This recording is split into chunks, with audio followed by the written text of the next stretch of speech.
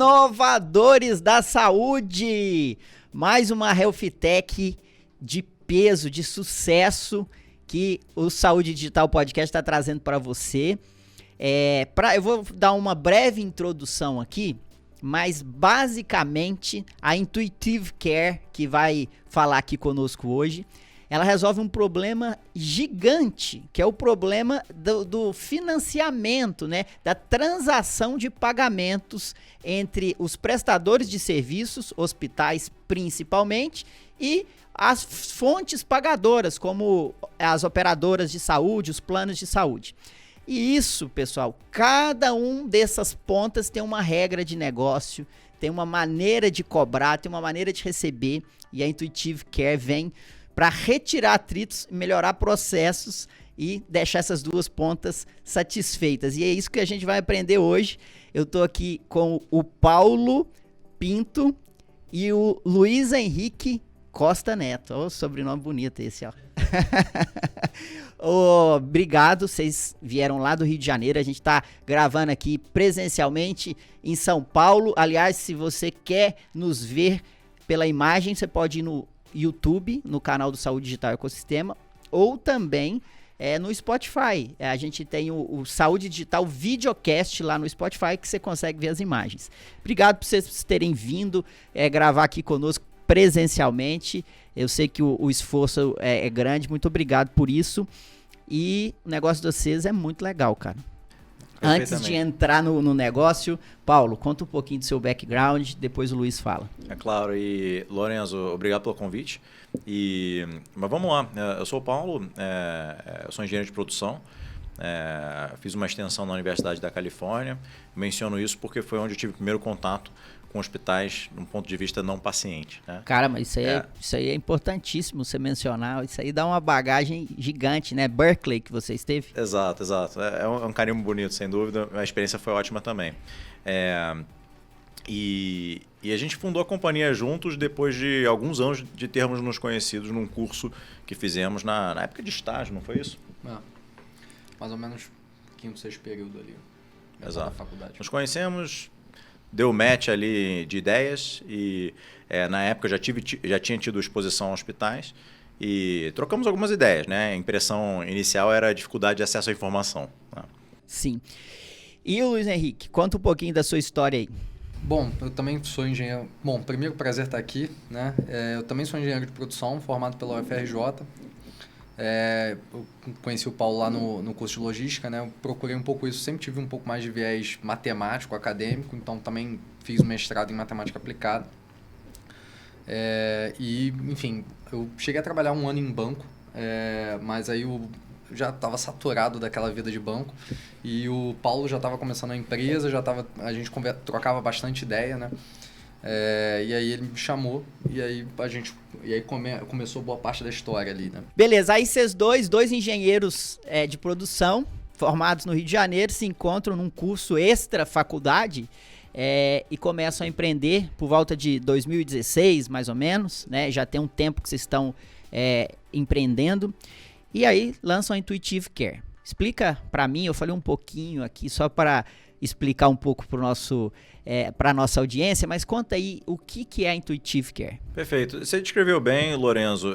Certamente a gente está ali ajudando o prestador de saúde a trabalhar menos manualmente atividades administrativas, especialmente quando a gente fala do ciclo financeiro, né? Que é o ciclo financeiro? É todo o processo de intercâmbio de dados com as fontes pagadoras.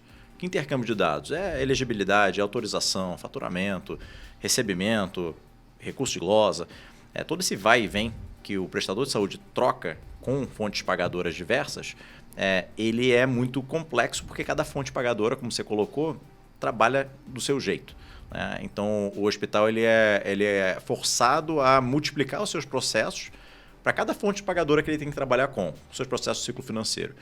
E ele não tem, digamos que, amparo tecnológico para isso.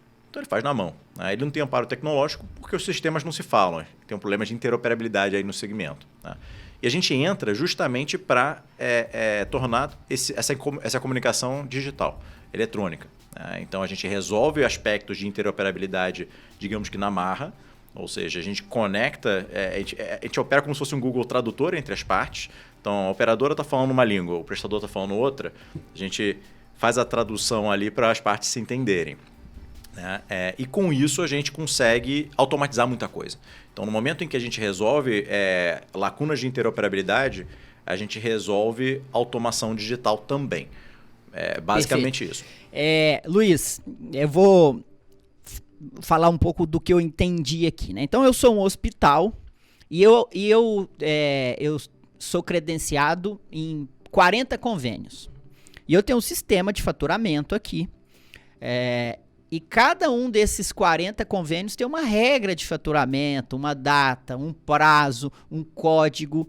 E como eu sou um hospital, o meu core não é tecnologia, eu costumo colocar profissionais para entenderem esses processos e evitar que eu perca, por exemplo, glosa, que eu perca tempo de emissão de nota fiscal, que eu perca prazo de recebimento, enfim, cuidar do coração da minha empresa, que é o faturamento. Nenhuma empresa vive sem faturar, né?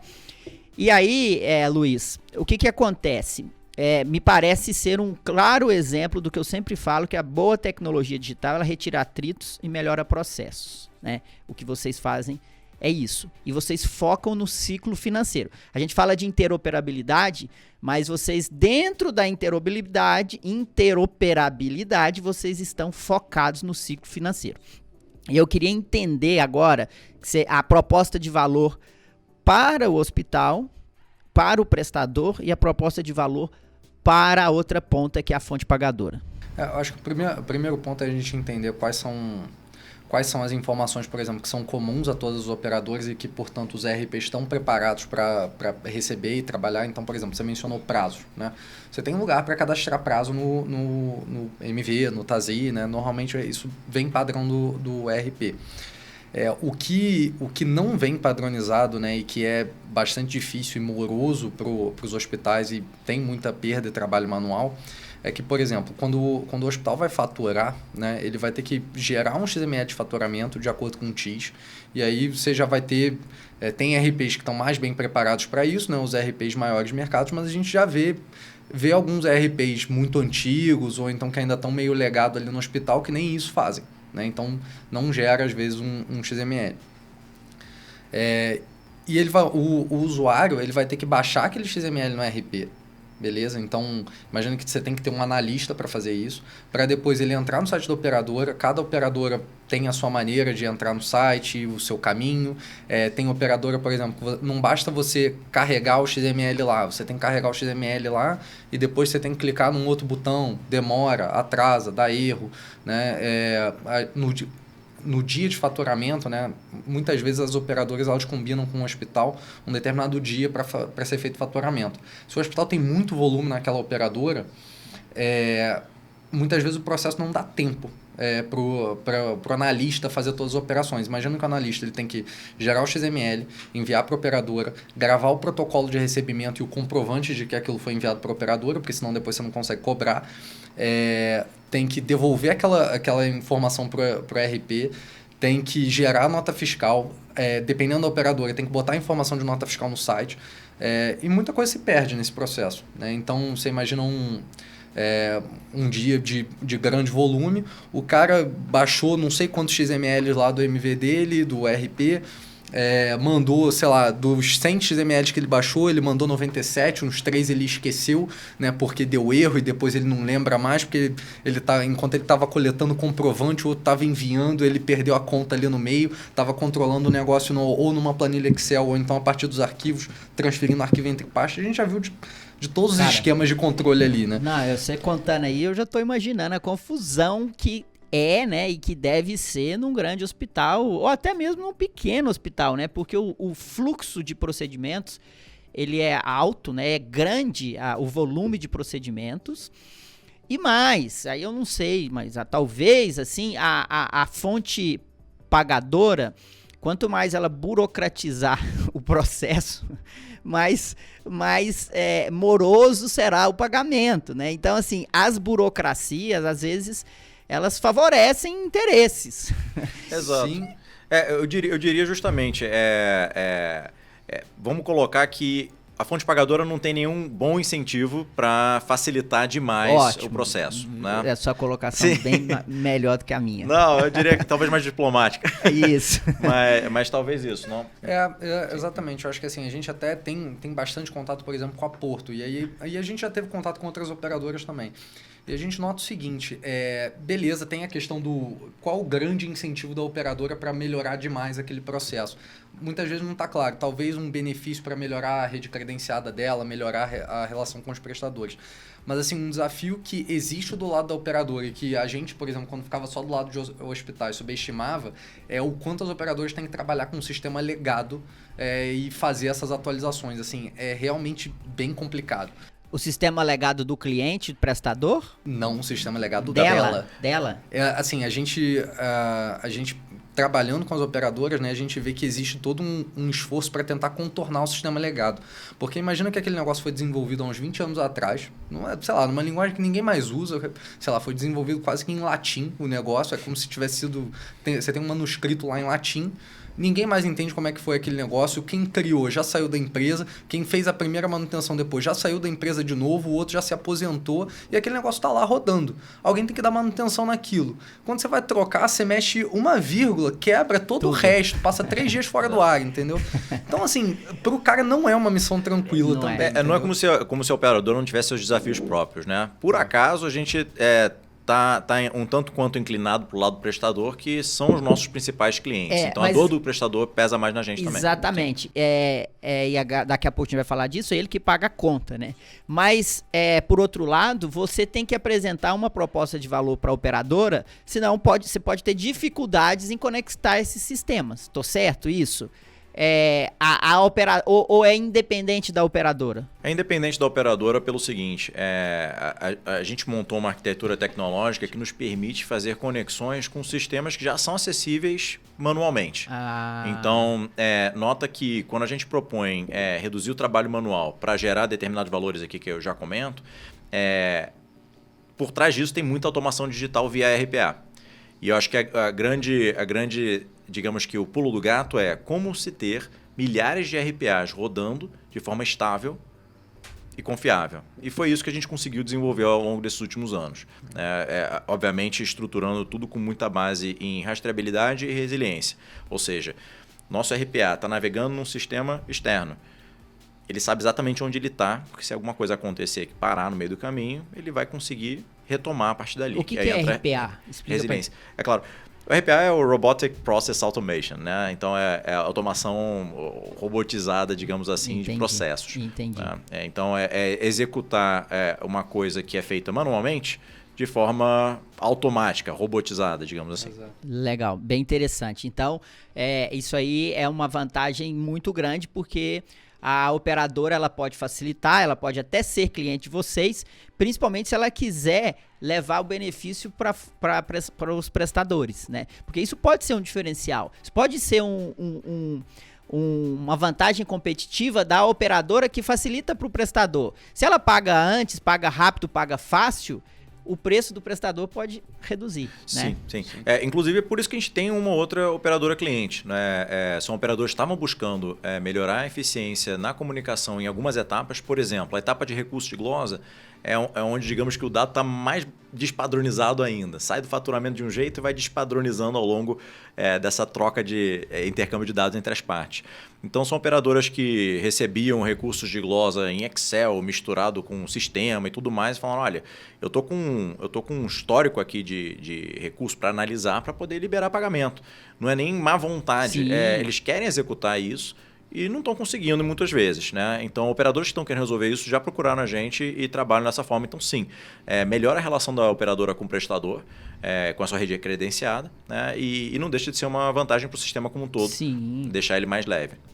Com certeza. E aí, Luiz, como que é a forma de pagamento? Como que é o modelo do negócio?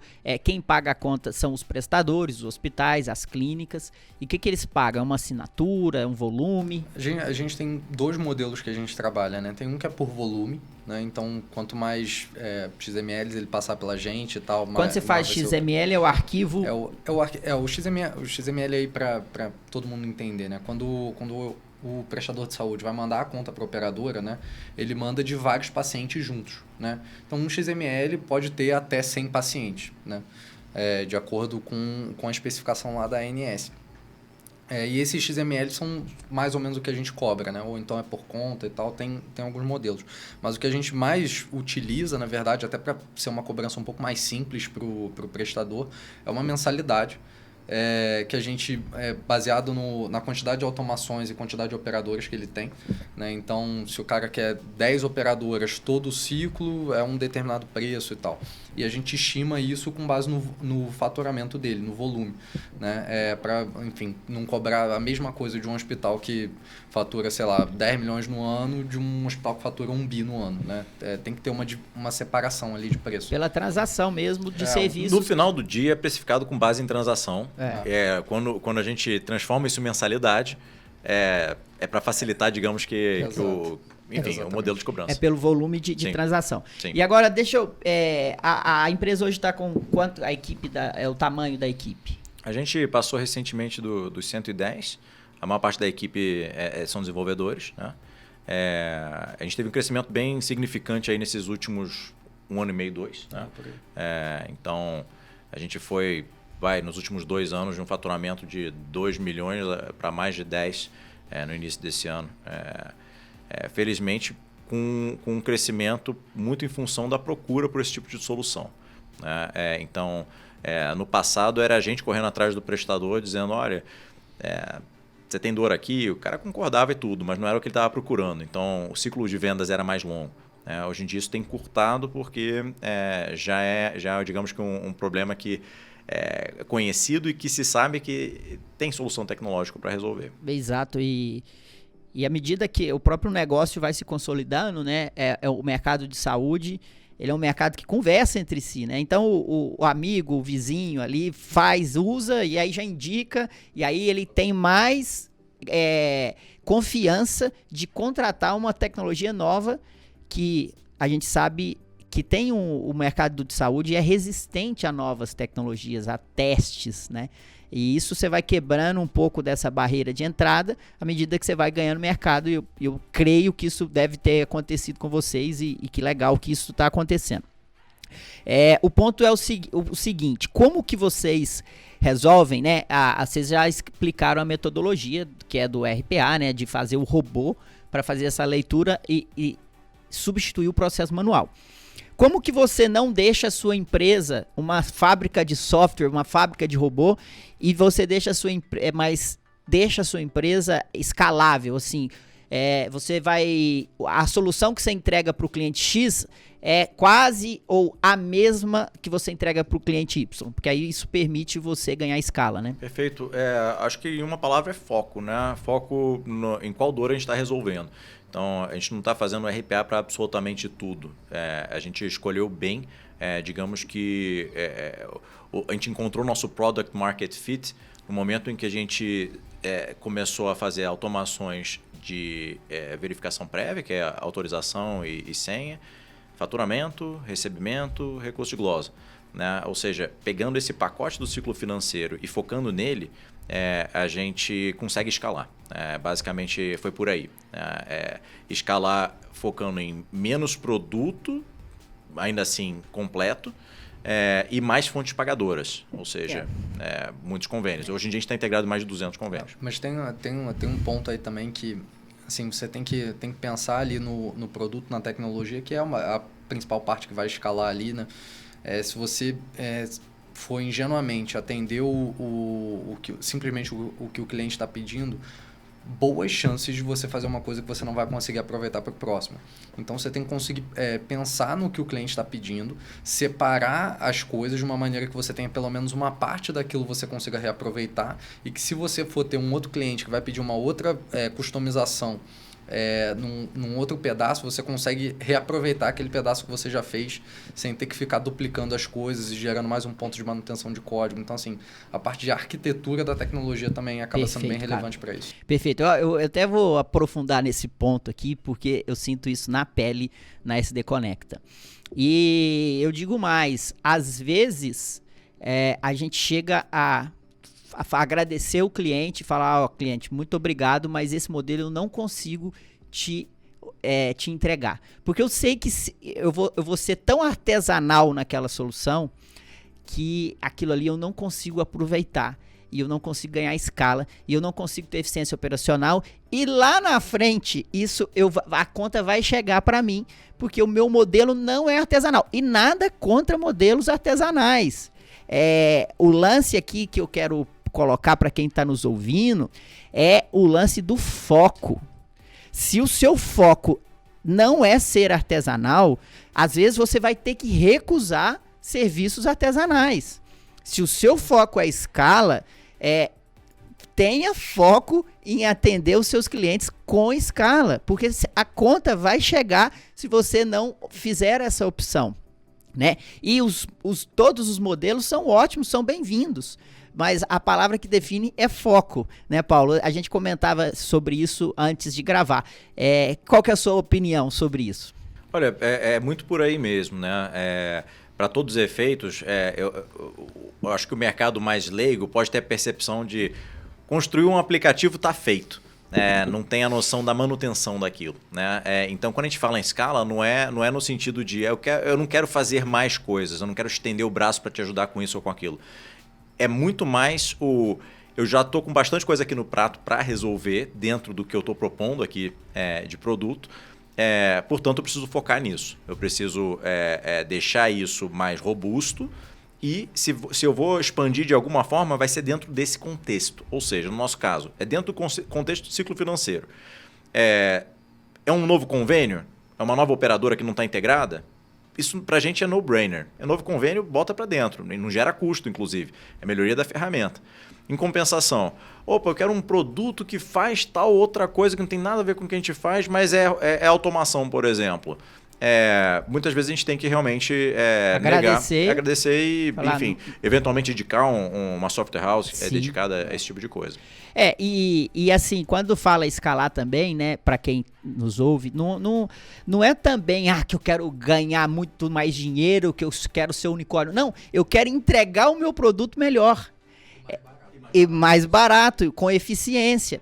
É muito fácil a gente perceber isso quando a gente vai, por exemplo, não que eu goste, mas é um exemplo, o McDonald's, por exemplo. Lá ele não dá margem para você escolher o seu cardápio, ele tem um cardápio definido. Agora, se você comer um McDonald's aqui no Brasil, na Argentina, na Europa, com certeza é o mesmo. E tudo bem, e se você não gosta, assim como eu não gosto, beleza. Você vai no restaurante que é o artesanal, que é o bistrô, que é o do chefe, mas são opções. E a gente precisa entender em qual opção eu tô. O que a gente não pode é ficar nos dois lados, que isso vai perder eficiência, a gente vai entregar, a nossa entrega não vai ser a melhor possível para o nosso cliente e a conta chega num churn, né, numa quebra de contrato e tudo mais. Mas tem um ponto aí, porque assim, olhando até para a história da empresa, né, a maneira como a gente foi evoluindo, e aí sempre teve muito a gente quer atender o cliente, mas a gente quer escalar também. Então, ao longo da empresa, a gente foi cada vez mais amadurecendo as partes que são escaláveis e as partes que a gente vai fazer, por exemplo, eu vou fazer isso só para agradar o cliente. Mas então tem coisa que a gente faz só para agradar o cliente ali que, provavelmente não vai ser muito reaproveitável.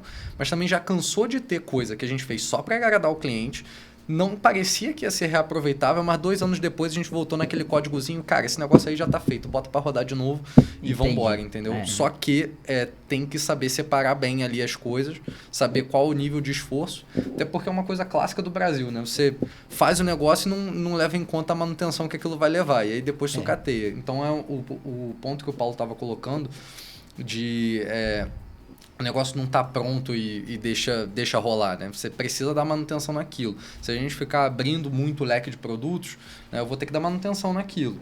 Eu tenho braço para dar manutenção naquilo, ou aquilo vai começar a concorrer com o que é core, e aí ou eu vou deixar de fazer aquilo bem, ou eu vou deixar de fazer o que é core bem, né? Perfeito. E para tudo isso acontecer, né, eu acredito que a gente precisa ter metodologias, processos bem estabelecidos, apesar de sermos startups.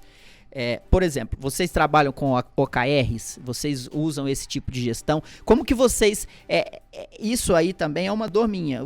Às vezes tem cliente que a gente precisa agradar, porque é um cliente importante que eu vou ganhar lá na frente.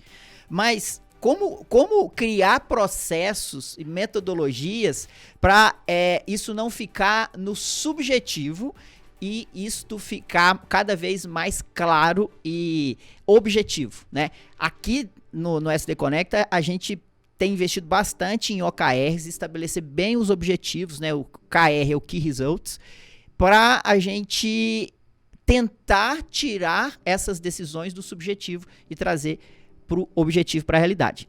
Como que vocês veem esses desafios? Primeiro, na startup, né, eu acho que assim, você tem um certo quê de... Dependendo do que você tentar colocar na startup a priori, você pode acabar colocando o carro na frente dos bois, né? Então vai depender um pouco de como é que de como é que a empresa funciona, né? E tem certas coisas que você vai precisar de mais braço, né? Digamos, gerencial para tocar, do que às vezes braço operacional. E aí vai depender um pouco também do quanto você tem de dinheiro disponível para conseguir esse tipo de coisa, né? Concordo. Sim, a gente hoje em dia... E aí, eu acho que um dos pontos a gente hoje em dia, por exemplo, começa já a ter mais gente gerencial, né? Mas a gente começou a fazer isso quando, cara, não dava mais para operar num modelo, digamos, quase que artesanal de gestão, né? Então, assim, não tinha mais condição. E, inclusive, quando a gente chamou a pessoa para ajudar a gente gerencialmente, que a gente começou a mapear as coisas e documentar o que estava rolando na empresa, é que a gente viu a quantidade de projeto que a gente estava rodando em paralelo.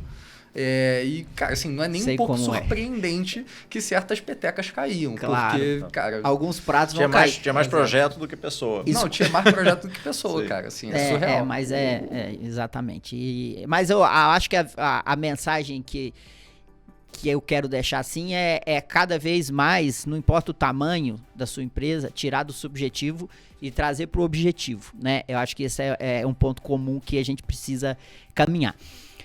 A gente está indo para o final, eu quero só de vocês falarem um pouquinho dos números, vocês já falaram, vocês receberam um investimento, como que está o momento atual da empresa? Sim, entraram investidores no início desse ano, a Vox, Investec, Bolt Capital. Eles entraram muito para concretizar uma transação que a gente queria fazer da compra de uma empresa concorrente nossa. A gente tinha interesse na carteira de clientes deles e alguns outros aspectos complementares, né?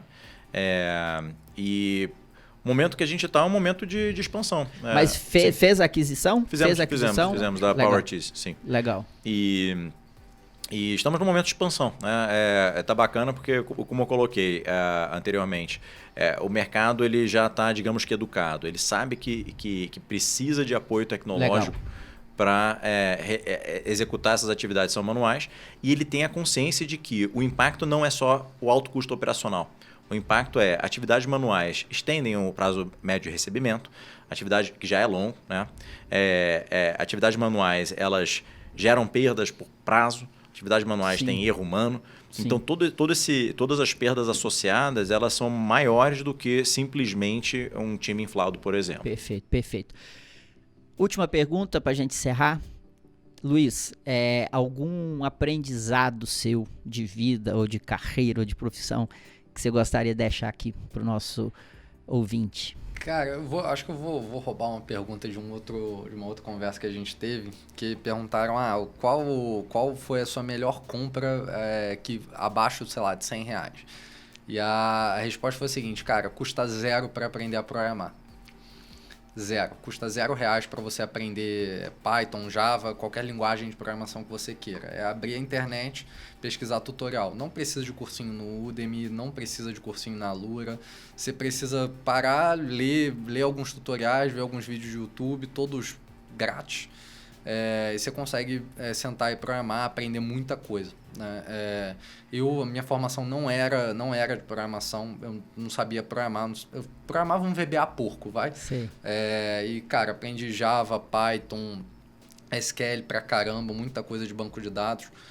E hoje em dia eu consigo, assim, dialogar com todo mundo. Não vou dizer que eu sou um grande programador, não sou, mas eu consigo entender aspectos de arquitetura, aspectos bastante técnicos, né, para conseguir tocar o time de tecnologia efetivamente, né? E eu acho que, assim, para as startups focadas em tecnologia, ter forças complementares nos founders ajuda muito, né? Então, assim, o Paulo também tem um bom background de tecnologia, manja bastante banco de dados também e tal, e da maneira como lidar com esses dados e tal. Mas ele acaba tendo que tocar outras áreas. Tecnologia pra gente é core. Então, assim, é importante ter alguém entendendo bastante daquilo. Por exemplo, a separação lá que eu comentei, não adianta você, em relação a você saber o que você vai separar e que é aproveitável pro business e escalável, não adianta você esperar que o desenvolvedor vá saber isso.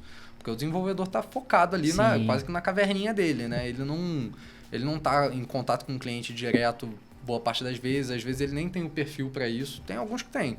Tem muita gente que dá para você largar com o cliente ali e o cara voa bem, mas muitas vezes é papel até do gestor do negócio conseguir fazer esse tipo de separação, né, e dar a direção para o time. Perfeito. E aí, Paulo, pelo que eu tô vendo, ele cuida mais da parte de tecnologia e você cuida mais da parte de negócios da empresa, né? Qual dica, o que você gostaria de compartilhar aqui com a nossa audiência? Olha, eu acho que duas coisas, né? A primeira é reforçar o que o Luiz falou, complementariedade entre os founders. Isso aí foi chave para a gente, inclusive em diversos aspectos aí. Eu diria aguentar a pancada, né? Eu brinco com o Luiz que a gente, ao longo desses anos, nós fomos forjados ali, né? É muita pancada ali, mas se você tem a sua resolução bem definida, vai atrás, aguenta a pancada, seja adaptável também. Não adianta só tomar pancada ou dar cabeçada sem digamos que, fazer um cheque de sanidade para ver se aquilo que você está propondo, se aquilo que você está fazendo faz sentido, né? Então, não é aguentar a pancada a troco de nada, né? Mas tomando as decisões certas, tendo uma percepção clara de onde você está pisando, vai ter pancada e então aguente a pancada. Muito bom, cara. Obrigado pela presença de vocês. Um papo super bacana, super legal que eu tive aqui com vocês. E estamos no Cubo, né? Vocês também estão no Cubo, somos colegas. E vamos manter contato quando nos próximos progressos da empresa, que eu tenho certeza que eles virão, vamos voltar para contar. Obrigado. Muito obrigado, Lorenzo. Você que está aí nos acompanhando, obrigado pela sua audiência. Quero te dar intuitivecare.com.br, não é? .com. intuitivecare.com. Paulo Leite Pinto, Luiz Henrique Costa Neto, se quiser falar com eles, pode ir para o LinkedIn, que eles estão lá, ou no site da empresa. Se quiser levar essa solução para o seu hospital, procure eles, para agilizar os seus processos e retirar atritos no ciclo financeiro da sua empresa. Muito obrigado pela sua audiência e até a próxima.